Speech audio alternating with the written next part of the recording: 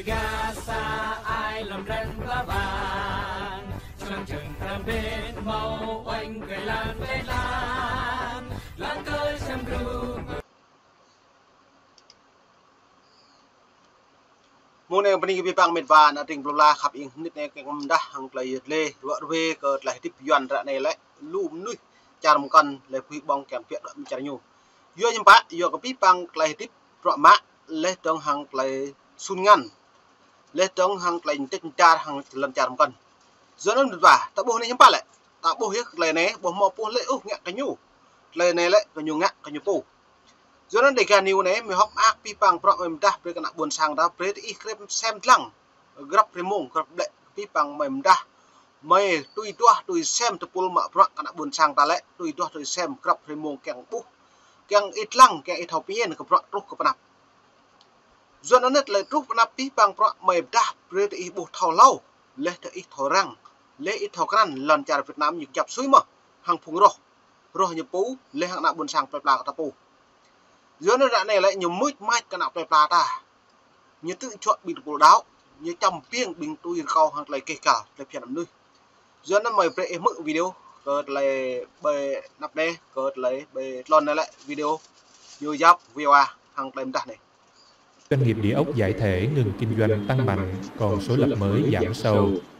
VN Express dẫn lời ông Hoàng Hải, Cục trưởng Cục Quản lý Nhà và Thị trường Bất động sản thuộc Bộ Xây dựng nói trong cuộc họp báo hôm 24 tháng 4 rằng các doanh nghiệp địa ốc vẫn gặp nhiều khó khăn.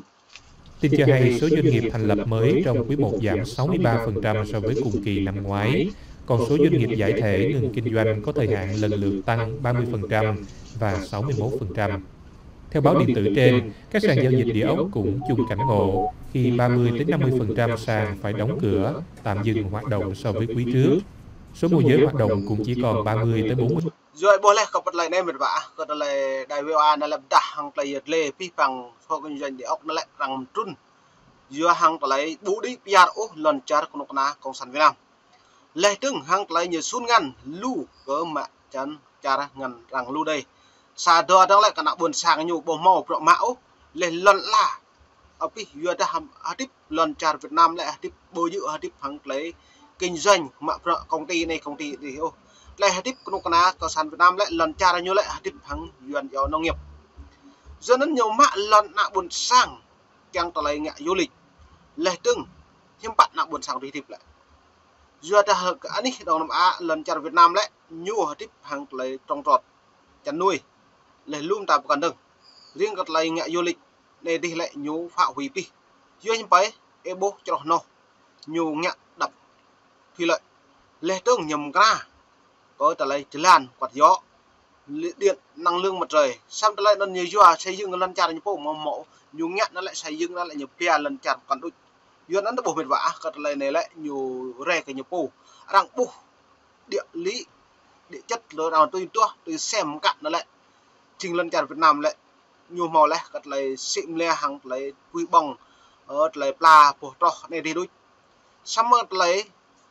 khảo sát cơ lại lần là lại trong xa lại lần là Việt Nam nhiều lưu cơ lại hiếm bạn tàu nhiều tươi rồi nuôi á có lại xong nhiều ngại hiếm bạn nhiều ngại quy bong kẹo nhiều kẹo được cái chả ăn nhưng bạn nhiều kẹo kinh doanh để lên tương nhiều ngại sân gôn em thao lấy sân gôn ta đặt 1 hectare một thao dõi sân gôn lù bẹ 20 hectare 30 hectare đi sân gôn đi ngại sân gôn xong ta lại này hiếm bạn nhiều ngại phải nuôi lù lần bẹ giờ nó hạ này lại một thao đi PRO giờ đã bu Việt Nam như sốt lấy pian nắm nuôi bằng sun ngân là buồn là ta đã đầu tư bởi nó pian ấy lần chặt Việt Nam lại công ty nó lại bộ màu phát triển có thể sẽ tốt nghiệp giờ nó hạ này là công ty để ốc lại nhiều sự dễ thế bù căng lời quý bằng lần chặt Việt Nam giờ nó hạ này lại Việt Nam nhiều rung mà ai tầm biết cái này này giờ ta hiếm bạn lại rằng bộ tụi chung lâu đi lại 2002 màu lại như dập công ty như giàu là Pepsi Coca-Cola bù màu tùy ngặt bên nó tùy biết nào người mạng nào bọc công ty vậy đi chả ăn độ đi từng giờ năm tuổi nó cái này đã bù luôn ta cái này hiếm bạn lại cái này cứ nhiều po như ngại nhiều po đôi nên mà em được 10% so với đầu năm 2022.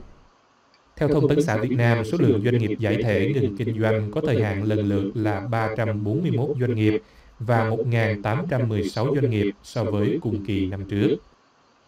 Thông tấn xã Việt Nam đưa tin rằng do gặp nhiều khó khăn, thách thức trong hoạt động kinh doanh bất động sản, hiện nhiều doanh nghiệp phải thay đổi phương án kinh doanh quản lý như này boleh kata lain này jual lu kata lain nuôi doanh nghiệp kata lain bù thầu kata lain đi piar hàng lain bong leh hàng lain tâm tự hàng lain sim lẹo mặn cho nó nhá cái năng nuôi vùng sâu vùng xa đi cả tháp bục lại này thậm chí bình nuôi kinh doanh như hàng ngày hàng tháng là lại mang điện tử máy móc nó lại như thao pí lại chỉ bộ màu đi piar úc kata lain làm chặt Việt Nam dẫn nó hàng này lại jual mong pak nhưng mà mong đi piar jual dah nyu lu jual trăm cái năm mong lần chặt cuộc đuổi ngăn lại nhu càng ngăn lu lại nhưng mà mong chặt mấy bước cái này trăm cái năm nhưng mà Trung Quốc do nó đang thâu lần chặt lại xịn lé hàng lại thương mại nó lại đang buộc cái này rẻ khoa cái nhập u lấy đang hàng lại bu thâu kít cày cái pul pro do mạng một lại nó nhớ nhớ từ xuân ngăn mạng một lại nó nhớ thất thế mang lại phi bằng hàng đi piar cặp lại một nên được vậy cặp phương đứng lại nhập này từ tái cơ cấu nợ, tái cơ cấu hoạt động kinh doanh, thu hẹp quy mô đầu tư sản xuất kinh doanh, tinh giản tối đa bộ máy, giảm lực lượng lao động. Theo VN Express, để tháo gỡ khó khăn cho doanh nghiệp địa ốc, Bộ Xây dựng tiếp tục kiến nghị các bộ ngành địa phương tiếp tục tháo gỡ các vướng mắc, thủ tục cho các dự án và sớm thẩm định phê duyệt các quy hoạch liên quan, cũng như sớm ban hành thông tư quy định cơ cấu lại thầy. Dựa nó là nhiều câu pi bằng pro hàng lại càng li hi le tong rẻ hiếm bạc cợt lại đi piar le càng đi cái piar cợt lại công ty chặt này càng cũng bút nó lần chặt cùi bằng hàng đi piar duyên tung klum ra này hiếm bạc nạ buồn sang hàng này là đà bút tu của bẹo mà pro cợt lại nhầm ta công ty như giờ